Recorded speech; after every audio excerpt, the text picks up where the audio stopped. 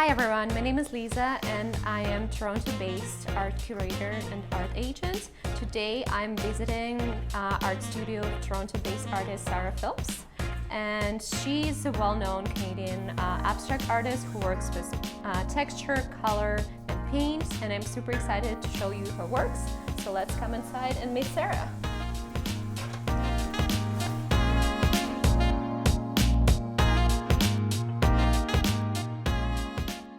Can you tell me more about how you became a full-time artist? When it came time to apply to university for art, my friends said that I would be a starving artist. So it deterred me, and I decided to pursue my second passion, which is wildlife biology. Mm-hmm. And I ended up going to Waterloo and got my Bachelor of Science and became a wildlife biologist. Went to Australia, studied koalas and wallabies, did a lot of field work, capturing animals, doing inventories. It was pretty amazing. And a lot of the nature aspect of my previous career comes out in a lot of my work. A lot of people see aerial views of islands and water, ocean, things like that. And then one day, after years of being in the biology field, my client suggested I start painting, which was a little bit odd. Mm-hmm. And I decided to take her up on her idea, and my mom happened to give me canvases and paints at the same time. And so I took these canvases and I kind of Jackson Pollocked them, and then my client actually ended up commissioning a few paintings, and I think she bought a total of 7. Wow. So my confidence was there from the very beginning. Mm-hmm. And then from there, I was offered an art show and a studio space, and I sold half of my art show, and people were very attracted to my work and wanting more and asking for custom pieces, and I just and the rest is history. So I decided to go full throttle and jump in all the way. After a few years of having a side job, I decided to let that go and go full-time artist. Amazing. I'm impressed. Yes. What a journey. It's unbelievable, really. This is my true calling, no question. Perfect. So I have a short quiz for you. So Sure. I'll ask you a quick question so we can know you better, and you'll just give me a short answer. Sure. So the first one, what is your favorite color? Pink, hot pink. Your favorite shape? Circles. Your favorite canvas size? The larger the better. So something like this, 72 by 72 inches. Anything probably bigger than a 36 by 60. Mm-hmm. What's your favorite book? I love psychological thrillers, Mm-hmm. and right now I'm reading on a different level, on a spiritual level. I'm reading The Universe Has Your Back. Amazing. I'll check it out. Yes. What's your favorite season? Spring and summer. Amazing. Music or silence? Both. I love music. I listen to music when I paint, and I also love quiet when I'm not painting. Coffee or tea? Both. Love coffee for the caffeine, tea for the taste. Yes. And the last one, you get inspired by? I get inspired by my experiences, people, places, trips. That my inspiration just comes from within, and it comes from my intuition, and I just let it flow. I found your YouTube channel and I really liked your last protest video. I really felt like I was watching the meditative movie, and I was really excited to look how the painting was evolving with constant addition and subtraction of colors. It took you only 2.5 minutes to finish the painting. Well, yeah, so that was a time-lapse Yeah. video. No. Do you usually worry about that I don't want people to think that it's only that long. The ones that happen the quickest are the ones that are the most popular, but people don't really know that. Yeah. Unless I tell them. Because I think there's like a freedom within those pieces where I don't think too much about it and they just happen quickly and naturally. It's the ones that take a while to create that are maybe a little contrived. So those pieces sometimes I just paint over and I start again because I want them to be, I want my gut to tell me that it's right. Yeah, and for anyone who wants to see Sarah in action, I'll put a link to her video underneath my video. And I also was intrigued by all of the tools that you used during the video. It was like different sizes brushes, it was palette knives, you even used the window cleaning brush, if I'm right. Yeah. Tell me more about the magic tools that you use every day. I do buy a lot of my tools at the dollar store or the hardware store.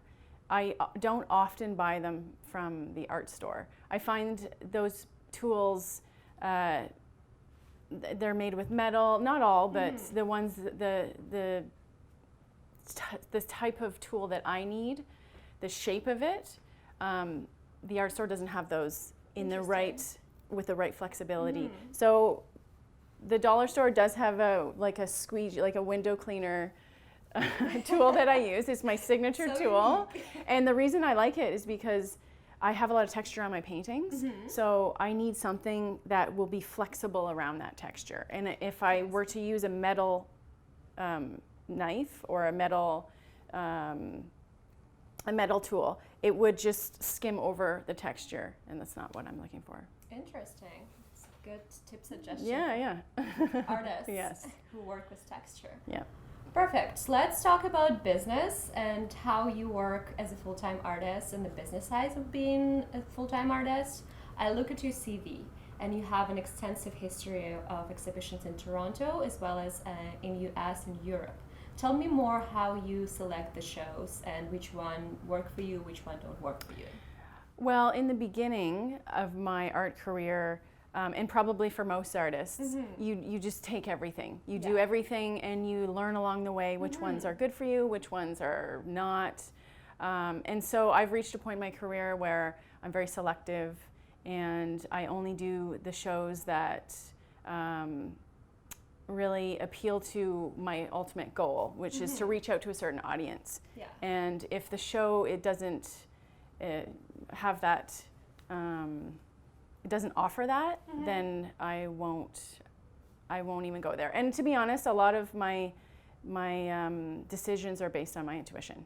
I know that your works were showcased in Mark Anthony's salon, and he became your client and also bought art for his house. So tell me, what do you feel about exhibiting your works outside traditional art gallery space?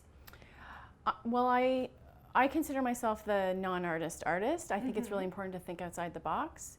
And I haven't really pursued the gallery, being represented by a gallery. I really love the idea of people coming to me and coming to my studio, and I can create a connection with them, and they purchase their work through me. There's just something really personable about that. And I think if you're represented by a big gallery, your sales would probably go through the gallery, and I think you would lose a bit of that. And because I've had a taste of that, and I have a good relationship and good connections with my collectors, I really enjoy that part of it. Amazing. Talking about art collectors, I saw a photo recently on your Instagram where you posted artworks that your collector purchased for his office. Tell me more about how you find your clients and who your clients are. What's your market? Well, I'm now just getting into selling art to collectors for their offices. I do a lot of my own marketing, and people find me through Googling my art and abstract artist, and just go straight to my website. However, I do all the social media channels as well as LinkedIn, and I now have my art collections in a few offices. One of them is in Boston, and it's great. These collectors, they're very dedicated to art, and art in the office creates such an inspiring space for everyone that works there. And I absolutely love that part of it. And having your art in their offices, it brings joy and color. Yes, exactly. It just changes everything. Yeah. Okay. I'm interested to know more about how you work in the studio and what your work day look like. Yeah, so every day is different. That's the joy of it. It requires a lot of discipline as well. So typically I come to the studio around 10 o'clock in the morning, and I usually have an idea of what I'm going to do, but sometimes that can just change on a dime. I try to do all of my stretching and prep on the weekends, and then during the week I can just come in and paint. But it's not all, I come in and have these amazing painting sessions. There's a lot of behind the scenes stuff that happens, including like putting the hardware on or troubleshooting a stretcher that's warped, or there's a lot of things that people don't see. But for the most part, I absolutely thrive on the painting process, knowing that I can come in and just paint. Yeah, the best. sure. Does it get lonely to be here all day by yourself? Even though I would call myself an extrovert, I really do love my alone time, and I don't get lonely at all. I would say that I really love the time alone to recharge. I listen to music a lot, some podcasts, so that I guess would keep me company in a way. Yeah. But I do find I can't be in the studio for more than 5 to 6 hours at a time painting. It's very exhausting. It actually is probably something that not a lot of people would think of, but by the time I get home, I'm really tired. So Yeah. So let's move around your studio and you can showcase me your works. I'm thrilling to know more about your painting technique, and maybe you can talk more about Sure. showing me the works. Sure.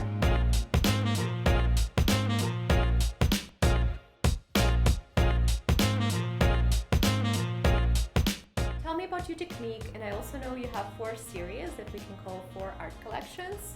Tell me how you make art, why you call them this way. I'm excited to know. Okay, so we'll start off with my Ambient Series. This series was what I started with at the beginning of my art career. These pieces are very calming. They have a nature-inspired aspect to them. And a lot of my collectors are seeing that I'm being a little bit more bold and daring now with my other series. So I'm trying to get back to these because there's just a certain type of peace that people feel when they are in the presence of these pieces. Yeah, I really like the colors, and it's very shiny. What do you use on top? So as you can see, I'll just start with what's right at the bottom. So I do a lot of texture. That's my signature. Yes. And then I apply the paint. These pieces have kind of a misty feel to them. There's a lot of blending, and the final coat is a varnish, so it'll be either gloss or semi-gloss. I rarely use matte. I like the vibrancy really comes through when you use gloss. Amazing. How long will it take you to make something like this? That's also really difficult question to answer. It depends on each piece. Typically, the painting part will happen all at once. Because it's acrylic, it dries really quickly. Yes. And for me to come back and try to alter things, it's just not going to happen. The prep beforehand, including drying time, can be up to a week, I would say. Some pieces, I could work on them for days, and if my gut doesn't say that they're right, I might paint over them and start again. But the joy of that is I will paint it white, start over, and because it's acrylic, when I apply any kind of water or the different acrylic paints on top, it sometimes pulls off that white, and the previous painting will peek through in little spots. And people are actually more attracted to those, and they really don't know why. But what it is, I think, that they're attracted to is that there's just more depth because there's a piece underneath, or maybe even 2 pieces. Okay, learning some small secrets. Okay, let's move for your next series. Okay. It's called Dream. This is my Dream series. As you can probably tell, it's dreamy. This technique is pretty common, I would say, in the art world. It's the pouring technique. And so diluting the paints and line the canvas flat and pouring the paint on different colors, different consistencies, and moving the paint around. And one thing I do, and it is a bit of a secret, but I'll tell you, I actually use a hairdryer to move the paint around. Wow. Not always, but with this technique, there's a lot of babysitting involved because depending on the angle of the floor or angle of the table, or even if the canvas, how it's stretched, or if there's texture, the paint, you could create this beautiful pour and then come back the next day and it's changed. Yeah. So there's a lot of, even though it seems like a simple technique, there's a lot of learning, there's a big learning curve involved in creating the pouring technique that works for you. So you have to do it all at once, right? Yes, You yes, work all the definitely. time. Yeah, and but however, as I fine tune this technique, I am coming back to it the next day and highlighting and adding paint on. One thing that I haven't mentioned yet is that I never use brushes For this one? for any. Wow. I would say maybe 5% of my painting career involves brushes. I use my hands. I wear gloves. Use my hands to put the paint on. I like to feel the paint so I know what consistency I'm working with. Brushes, it's a little too contrived for me. Yeah. I like tools in my hands. It becomes very personal. Yes, exactly. Perfect. So let's move for your next work. I love it. It's so dynamic. It's so textured. Tell me more. This is my edgy urban series. As you can see, it's edgy. This is the type of series that I've been spending a lot of time on lately. I love the boldness, the freedom in these pieces. I find myself a little edgy, so this is very much a Sarah Phelps. I mean, they're all Sarah Phelps, but yeah, this I would say is something that would appeal to a certain type of person. But yeah, these ones are the most fun to do because there's not a lot of thinking involved. It really comes from within. Yeah, so you don't pre-select the colors at the moment, right? I try to pre-select colors, but sometimes you don't know what would really accent or what would make the painting pop until you're even halfway through. So sometimes I just suddenly add a color, and that's what will make the piece. And as you can see in a lot of my pieces, there's always a focal point, a spot on the painting where I will use more paint or more of one color. I don't like my paintings to be too vague. I like them to pop, and I like someone's eye to be drawn into a certain area. Perfect. And we have the last one. This is very, very textured and very unique, and this is one of my favorite works. Yeah, so this is my Momentum series. I've been spending a lot of time on this series as well. This series has an ambient quality underneath, so I actually do an ambient type painting underneath, and then I apply the paint on top. And there's a lot of circles involved, there's a lot of movement. This is a really exciting, these are exciting pieces to paint, and they're also very popular. A lot of people like them. There's a joy to these pieces. And this one was actually used in a movie recently, Amazing. so stay tuned. I brought a surprise for you. I have a world map. Let's talk about a city or a country where you would love to have an exhibition. Okay. And you can tell me more about your dreams. All right, well, I would say first and foremost, New York. New York. Definitely New York. And Austin, Texas. Those are two. I mean, I would love to exhibit in a lot of different places, but the U.S., I would like to break into the U.S. market. New York has a great art scene as well as Austin, Texas, and I think I would probably start with those two. Amazing. So let's wrap up and let's give one advice for an emerging artist. What you will recommend them to do to be successful as you are? Right. I would say you really have to put yourself out there. You have to take risks, learn from other artists, do your due diligence with art shows, take preemptive strikes on everything that you do, and don't be afraid to fail. The number of no's that I've received, I've gotten a lot of no's, but within those, eventually you'll get a yes. Yes. And I really truly believe that Even if you're sitting at home and you're applying to art shows and you're not getting in, or you're applying to competitions and it's not successful, it's really about the energy that you're putting into it. And the universe will just reward you for that eventually. For sure. I totally agree with you. And when you get to the point when you will be getting opportunities, you will be saying no to people because you know That's right. your level and what's you worth. Right. And that's where I am right now, I would say.